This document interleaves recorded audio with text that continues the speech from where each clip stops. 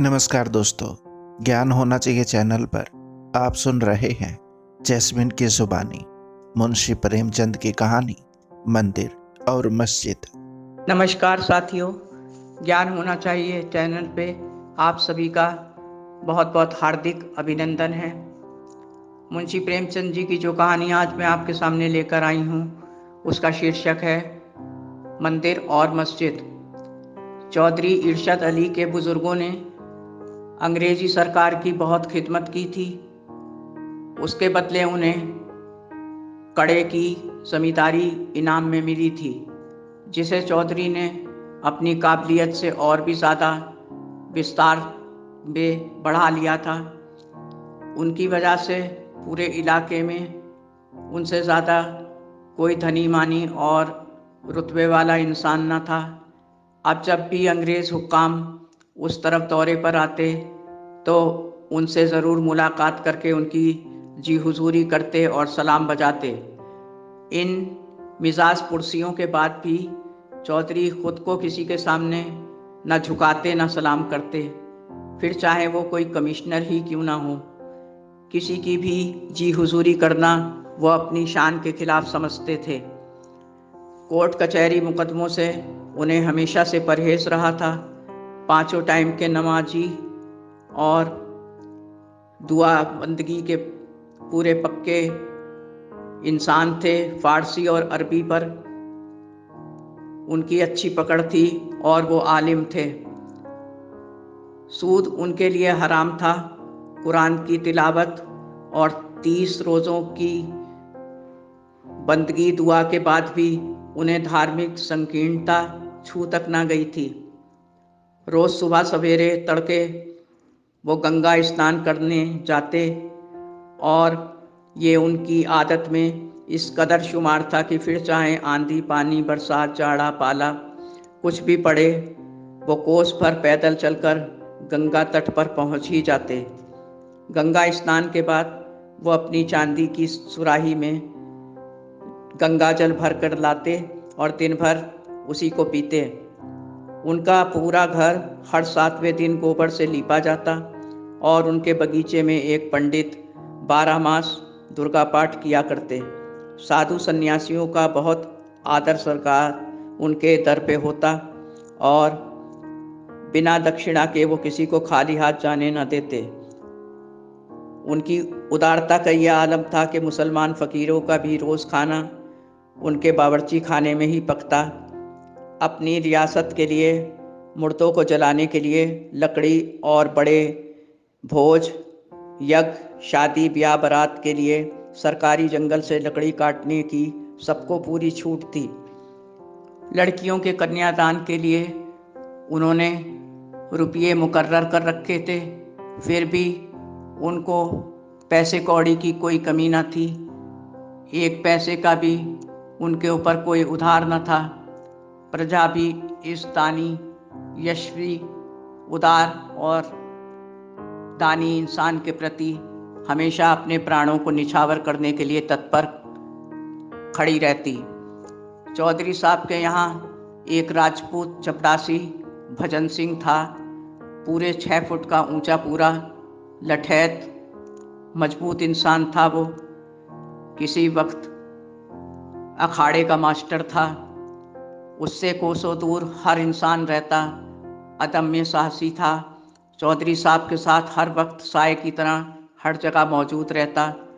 उसकी शक्ति कीर्ति और बाहुबल के कारण वहाँ उसके दुश्मनों की कोई कमी ना थी। अच्छी खासी तादाद में उसके दुश्मन वहाँ मौजूद थे और निर्बलों पर अत्याचार करने की हिमायत कभी न करते भजन सिंह के रहते। इसलिए अन्य जमींदार भी अपने बाशिंदों के साथ मनमानी ना कर पाते और मन ही मन भवन सिंह से खुंदक रखते। चौधरी के लिए भजन सिंह कई बार अपनी जान की बाजी भी लगा चुका था। यहाँ तक कि तीनों लोक में चौधरी साहब के सिवा उनकी निगाहों में कोई न था। कई मुरव्वतों के कारण कई मुसलमान भी चौधरी से बहुत मन ही मन जला करते थे और उसके विचित्र ख्यालात, जीवन सिद्धांत उन सब की समझ से बाहर थे। वो सोचते अगर ये सच्चा मुसलमान है तो फिर गंगा जी में क्यों नहाता है, गंगा जल क्यों पीता है, साधु संतों का सत्कार क्यों करता है, बगीचे में पूजा पाठ, घर को गोबर से पुतवाना, ये सब का क्या औचित्य है। कुछ कठमुल्लाओं ने अब उनके खिलाफ खतरनाक साजिशें शुरू कर दी थी। वो सब एकत्रित होने लगे। इसके लिए जन्माष्टमी के दिन का चुनाव हुआ और ठाकुर द्वारे पर हमला करना तय पाया गया। दोस्तों, आप सुन रहे हैं जैस्मिन की जुबानी, मुंशी प्रेमचंद की कहानी मंदिर और मस्जिद। चौधरी को हिंदुओं की हिमायत की सजा देने का पूरा प्रबंध उन्होंने सख्ती से कर लिया था। अब अंधेरी काली रात में ठाकुर द्वारे में कृष्ण जन्माष्टमी मनाई जा रही थी। वृद्ध और महात्मा भक्तगण सब पूजा पाठ में मगन थे। सैकड़ों लोगों की भीड़ वहां जमा हो चुकी थी। तभी सहसा एकदम से कहीं से मुसलमानों का एक बड़ा जत्था हाथों में लाठियां और पत्थर लेकर वहां आया और उन सब पर अचानक पत्थर और लाठियों से वार होने लगा। इस अकस्मात हुए हमले से वहां चीख पुकार मच गई और भगदड़ मच गई। जिसको जिधर सूझा उधर ही भागने लगा। घायल होकर लोग पेड़ों की तरह गिरने लगे और जमीन पर गिरकर तड़पने लगे, चित्कार करने लगे। इस बात की खबर जब चौधरी और भजन सिंह को लगी तब तक उनको आदेश मिलता कि वहां जाएं, तब तक भजन सिंह ठाकुर द्वारे में डंडा लेकर घुस गया और उसकी आंखों में खून उतर आया। दांत पीसकर वो हमलावरों पर अकेला ही टूट पड़ा। जबकि वो हिंदू था तब भी उसने उन सब पर वार किया। पुराना लठैत था, दांव बदल बदल कर उसने वहां मौजूद लोगों को मार गिराया। चौधरी भजन सिंह के गुस्से को और उसके हुनर को, उसके जुनून को जानते थे और वो वहां जाने के लिए तुरंत बाहर निकले ही थे कि कोई उनके पांव से अंधेरे में टकरा गया। जमीन पे पड़ा कोई इंसान था वो। ठाकुर ने घबरा के पूछा, कौन हो तुम? तो घायल ने खून से लथपथ बताया कि मैं आपका दामाद शाहिद हुसैन हूँ। और अब तक भजन सिंह भी वहां आ चुका था। तब डूबते शब्दों में शाहिद हुसैन ने बताया कि भजन सिंह की लाठी से घायल हो चुका हूँ और किसी तरह यहाँ आ पाया हूँ। चौधरी साहब ने अपना सिर पीटते हुए ठाकुर से कहा, अरे तूने तो मेरे ही घर का चिराग बुझा दिया, क्योंकि अब शाहिद हुसैन ने दम तोड़ दिया था। भगत सिंह ने अपना सिर झुकाकर जवाब दिया शर्मिंदगी से, मालिक भीड़ ज़्यादा थी, इनको मैं पहचान नहीं पाया और अंधाधुंध वार करते समय इनके सर पर अचानक लग गया होगा। चौधरी बोले, ठाकुर द्वारे में घुसना गलत बात है ना, किसी को भी दुआ बंदगी से रोकना पाप है, पर हमारे खानदान का चिराग तुम्हारे हाथों बुझ गया, इसका मुझे बहुत अफसोस है। खुदा ने तुम्हें हम सब की हिफाजत के लिए बख्शा था, पर यह खून आज तुम्हारी ही इस जल्दबाजी के कारण हमारी तबाही का कारण बना। अब भजन सिंह पश्चाताप से बहुत उदास था। उसने सोचा कि मेरा लड़का भी मर जाता तो भी मुझे इतना दुख ना होता जितना शाहिद हुसैन के मरने पर मुझे हो रहा है। मेरे हाथों सर्वनाश हो गया। अब खुद के हाथों ही उसने अपने को सजा देने का मन बना लिया। इसी ख्याल से उसने अपनी कमर से छुरा निकालकर अपनी छाती में भोंकना चाहा तो उसी वक्त लपक कर चौधरी साहब ने उसके हाथ से छुरा छीन लिया और बोले, ये क्या कर रहे हो तुम? होश में तो हो, इससे तुम्हारा कोई हल नहीं होगा मकसद, इसमें तुम्हारा कोई भी कसूर नहीं। जो खुदा को मंजूर था वो ही हुआ। बस किसी के धर्म की तौहीन करना सबसे बड़ा गुनाह है, ये कभी ना करना। खुदा गवाह है, तुम्हारी जगह अगर मैं होता तो उस वक्त मैं भी यही करता, लेकिन मैं सिर्फ हक की ही बात करूँगा। अब तुम दूसरे लोगों से बचने के लिए इसी वक्त यहाँ से निकल जाओ, अंधेरी रात है, कोई देख ना पाएगा तुम्हें। जाओ कहीं छावनी या अन्य स्थान पर छिप जाओ, वो देखो लोग आ रहे हैं। दोस्तों, आप सुन रहे हैं जैस्मिन की जुबानी, मुंशी प्रेमचंद की कहानी मंदिर और मस्जिद। ये भीड़ इधर ही आ रही है, उसमें कई मुसलमान भी गुस्से में आ रहे हैं, लाठियां लेकर। जल्दी करो ठाकुर, उसमें मेरे घर वाले भी शामिल हैं। और ऐसा कहते ही वहां से चला गया। अब धीरे धीरे करके 1 साल बीत चुका था। सारे मुसलमान हर वक्त की टोह में रहते और उन्हें पूरा यकीन हो चुका था कि चौधरी को उसके छिपने की जगह मालूम है और चौधरी ने ही ठाकुर को कहीं छिपाया है। वो बहुत कोशिशें करते, चौधरी को उलाने दे दे के पूछते कि वो कहाँ है, लेकिन चौधरी कहते मुझे नहीं मालूम वो कहाँ है। दूसरी तरफ पुलिस भी उसके खून की प्यासी हो गई थी, चाहे जिंदा मिले या मुर्दा, उसको पाने के लिए पुलिस परेशान थी और हर हालत में उसको बरामद करना उनका पहले लक्ष्य था। चौधरी को अपने घर वालों से, रियासत से, मुसलमानों से खुलेआम विरोध और तानों की बौछार मिल रही थी और सब उन्हें जलील कर रहे थे।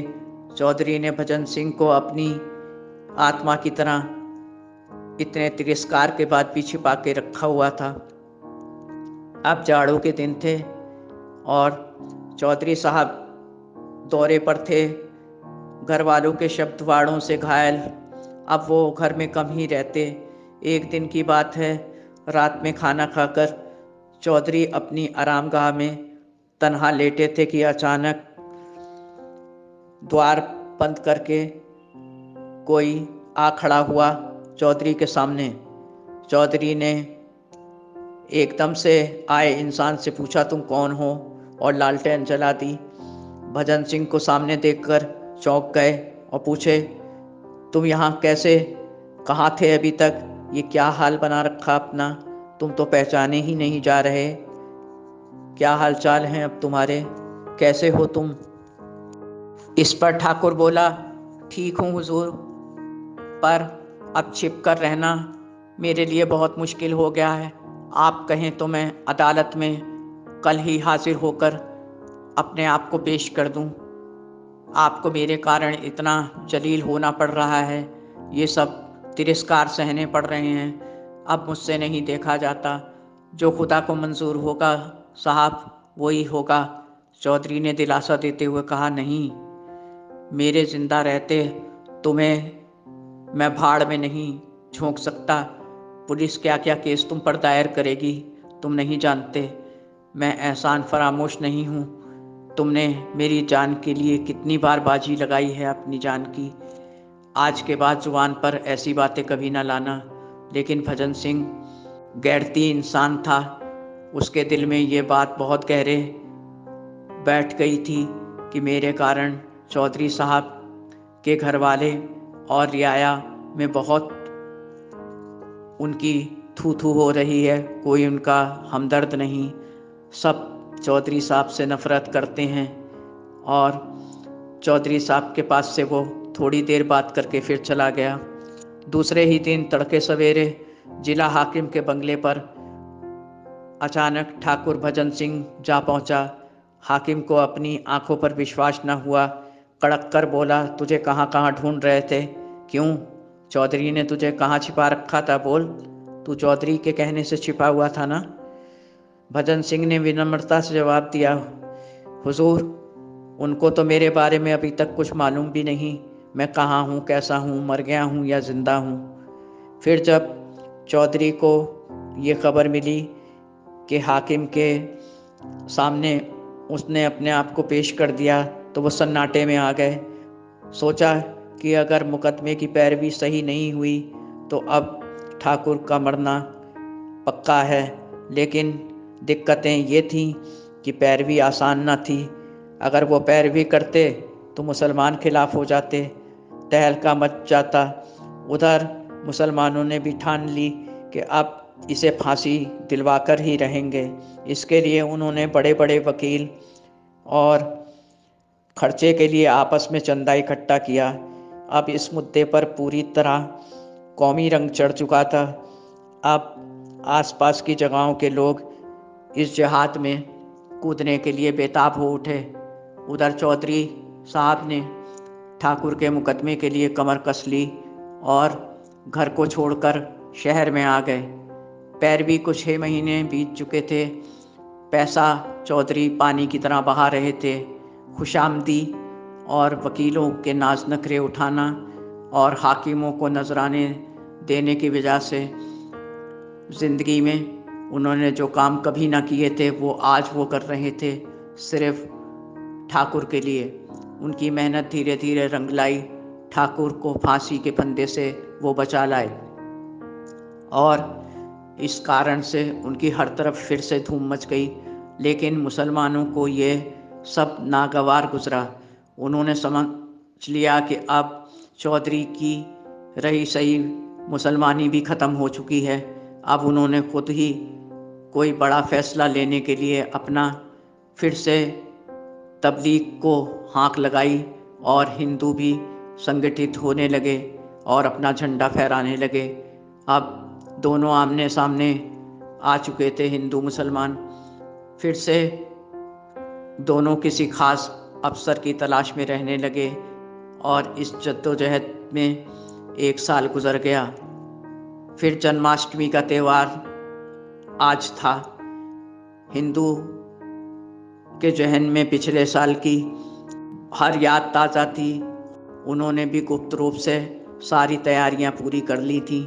आज तक कभी जन्माष्टमी के दिन कोई जुलूस न निकला था, पर आज धूमधाम से गाजे बाजे के साथ और नारों के साथ जुलूस का निकलना तय पाया गया। अब रात की रियाई थी, मस्जिद में नमाज हो रही थी, तभी हिंदुओं का जुलूस निकला। उसमें सबसे आगे भजन सिंह अपने अखाड़े के पट्ठों के साथ चल रहे थे। राह में मस्जिद पढ़ने से सब लाठियां संभालते हुए आपस में कानाफूसी करने लगे। गाजे बाजे तेजी से बज उठे। जयनाद से आकाश गूंज रहा था। मुसलमान मस्जिद से निकल आए और बोले, नमाज हो रही है, बाजे बंद करो, हमारी नमाज में बाधा पड़ रही है। भजन सिंह बोला कि बाजे गाजे कुछ बंद नहीं होगा, न जुलूस बंद होगा, तुम अपनी नमाज बंद कर दो। मुसलमान बौखला गए तो नक्कर बोले, ज़्यादा चौधरी के बल पर ना फूलो, अभी होश ठिकाने कर देंगे तुम्हारे। बाजे लगातार बज रहे थे। इस पर किसी मौलवी ने ठाकुर को काफिर कह दिया। फिर क्या था, भजन सिंह ने तुरंत उसको झपट कर पकड़ लिया और दोनों तरफ से हल्ला मचाते हुए चिल्लाने लगे और हमला करते हुए मस्जिद में घुस गए। उनके पीछे भजन सिंह भी मस्जिद में घुसकर आपे से बाहर हो गया और लाठी चलाकर गाली गलौज करते हुए मारपीट करने लगा। इस विभत्स सीन को देखकर सब लोग भौचक्के हो रहे थे। दोनों तरफ के लोग एक दूसरे को खदेड़ खदेड़ कर मार रहे थे। चौधरी उस वक्त दीवान खाने में बैठे हुक्का पी रहे थे। जब उन्हें खबर मिली कि भजन सिंह मस्जिद में मारपीट कर रहा है तो उनकी त्योरियां चढ़ गईं और आंखों से अंगारे निकलने लगे। उन्होंने सोचा, इसकी इतनी हिम्मत, खुदा के घर को नापाक कर दिया। जालिम ने मेरे दामाद का खून किया तो मैंने माफ़ कर दिया। मस्जिद और खुदा की तौहीन मैं आज गवारा ना करूँगा।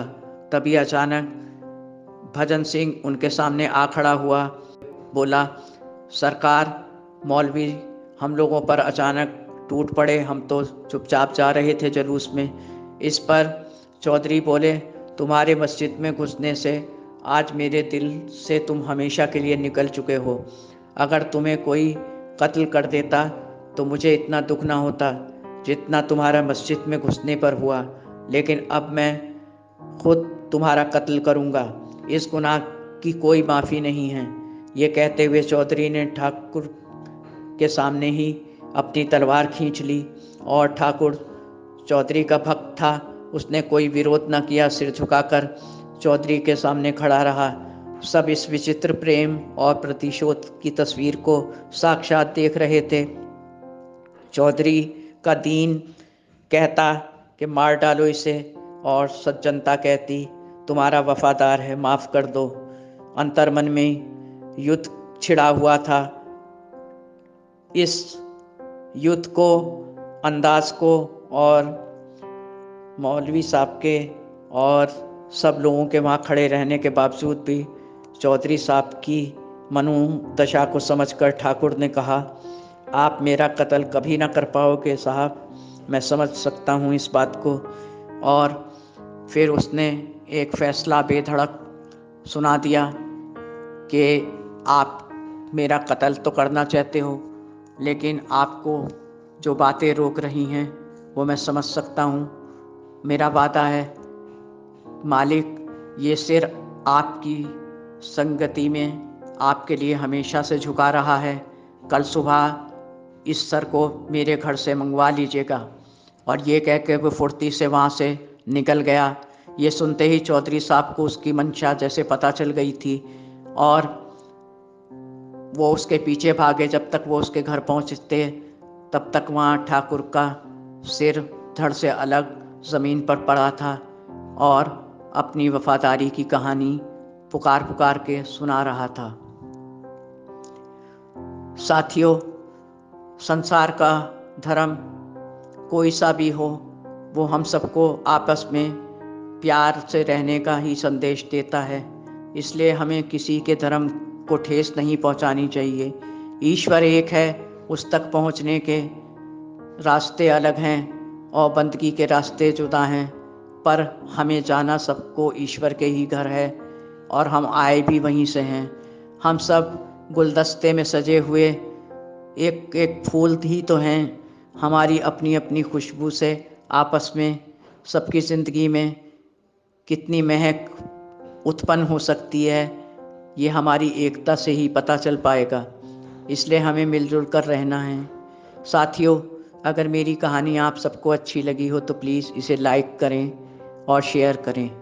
आज ईश्वर से सच्चे मन से मेरी यही प्रार्थना है कि हम सबको आपस में बहुत प्यार करने वाला और सबके जज्बात को समझने वाला, सबकी भावनाओं को की कदर करने वाला हृदय प्रदान करें। मिलजुल कर रहने में जो सुकून और खुशी है वो तन्हा रहने में, अलग थलग रहने में नहीं। साथियों, अब अगली कहानी में फिर आप सबके सामने मैं जल्दी ही उपस्थित होंगी। अब मुझे इजाज़त दें। आपकी अपनी जैस्मीन। धन्यवाद। नमस्कार। दोस्तों, आशा करता हूँ कि ये कहानी आपको पसंद आई होगी। वीडियो को लाइक और चैनल को सब्सक्राइब ज़रूर करें। धन्यवाद। आपका अपना संसार। नमस्कार।